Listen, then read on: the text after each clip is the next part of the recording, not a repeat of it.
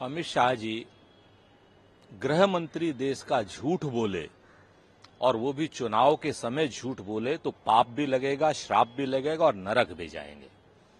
आप अगर, मैं चुनौती देता हूं कि राहुल गांधी जी ने अगर आरक्षण को खत्म करने की बात की हो तो मैं राजनीति छोड़ दूंगा, वरना आप राजनीति से संन्यास ले लीजिए। श्री राहुल गांधी जी ने आरक्षण की सीमा को बढ़ाने की बात करी है, जिसके विरोध में हैं आप जाति जनगणना के विरोध में हैं, आप आरक्षण के विरोध में हैं। आपके मोहन जी भागवत ने स्पष्ट कहा था कि आरक्षण अब खत्म होना चाहिए। भैया जी जोशी ने स्पष्ट कहा था कि आरक्षण पर पुनर्विचार होना चाहिए। आपकी भारतीय जनता पार्टी की सारी टॉप लीडरशिप ने आरक्षण को खत्म करने की बात की थी और संविधान को बदलने की बात की थी। और आप लोग संविधान विरोधी भी हैं, आरक्षण विरोधी भी हैं, दलित विरोधी भी हैं, पिछड़ा विरोधी भी हैं। चुनाव के बाद आपको आपकी जगह देश की जनता बता देगी।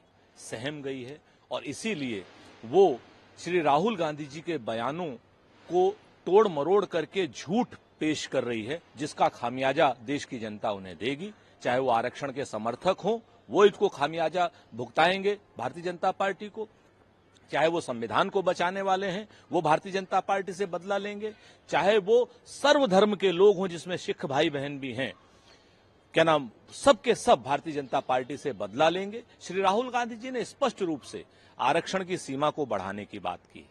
श्री राहुल गांधी जी ने स्पष्ट रूप से सर्वधर्म समभाव की बात की।